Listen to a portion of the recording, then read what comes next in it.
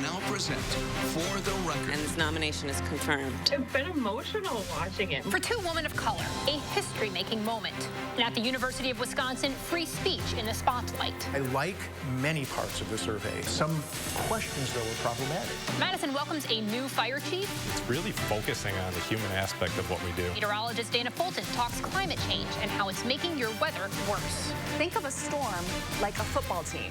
Welcome to For the Record. I'm Naomi Coles. As the nation's eyes focus on Ketanji Brown Jackson, just confirmed this week to the Supreme Court of the United States, it's a soon-to-be judge here at home that's about to make her own historic headlines.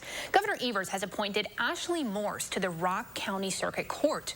Morse has been a public defender in Wisconsin for years, and starting tomorrow, she will be the first woman of color to serve on the Rock County bench. She joins me now. Ashley, thank you so much for taking a few minutes today. Thanks for having me. Now, I just referenced this historic confirmation for soon-to-be Justice Jackson. What is it like for you watching that?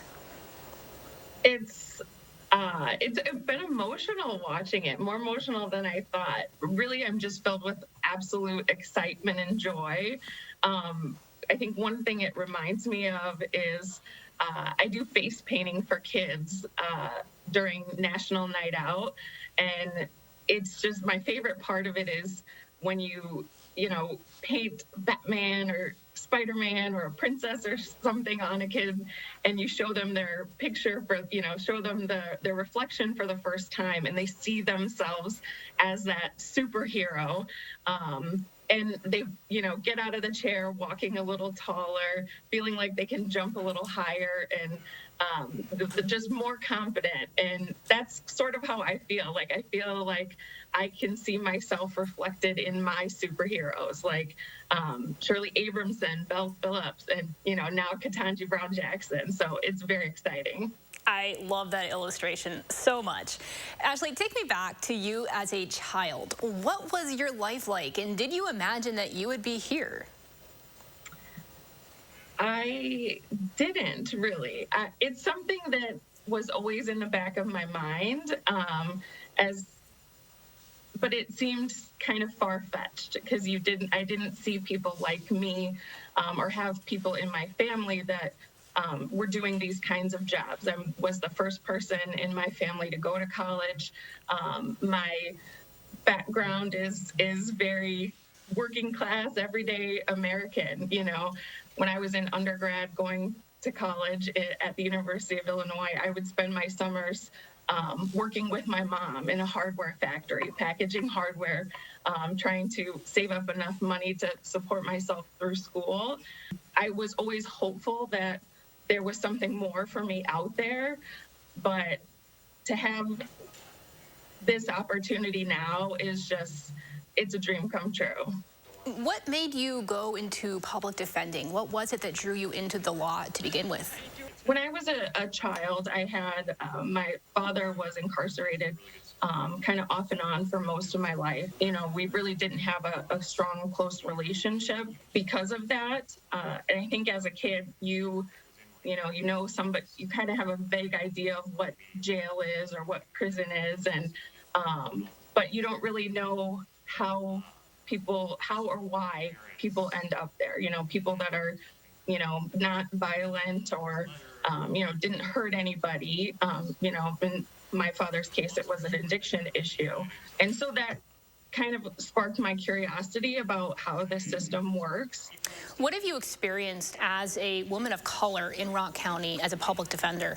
One thing that stuck out to me, and I keep coming back to, that Ketanji Brown Jackson mentioned in her confirmation hearing is, having that experience in her first semester at Harvard, feeling a little unsure, feeling a little bit like, maybe I don't belong here.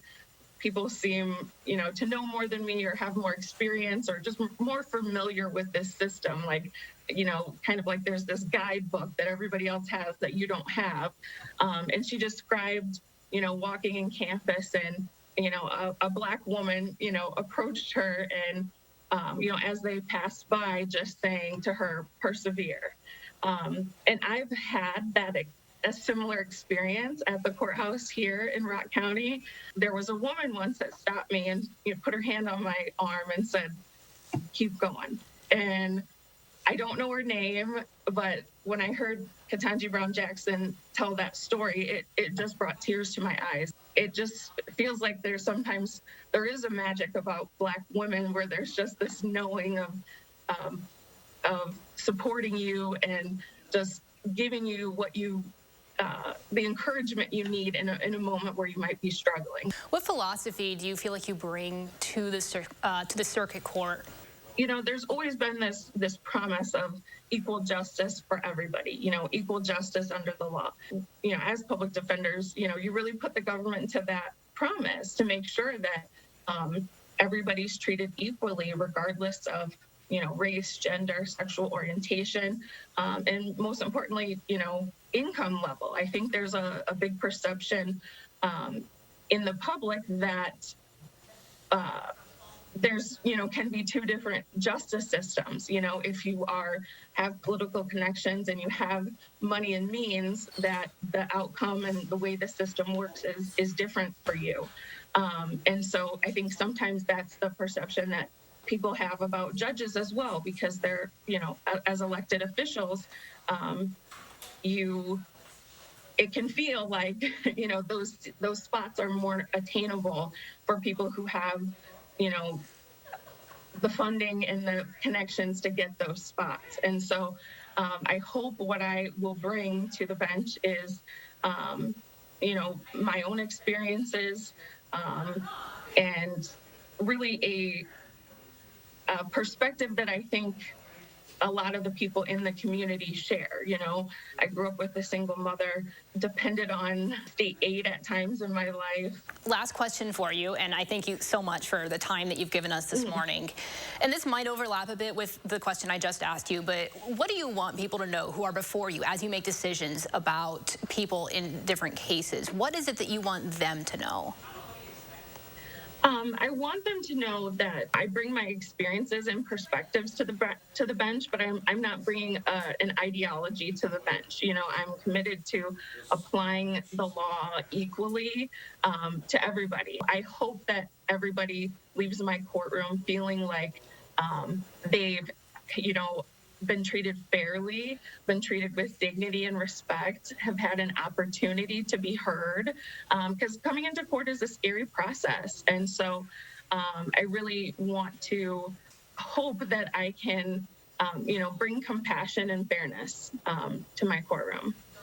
Ashley, thank you so much for your time. Congratulations on your appointment, and we wish you best of luck. Thank you so much. All right. When we come back, a free speech survey has the University of Wisconsin system in an uproar. Political reporter Will Keneally breaks it down.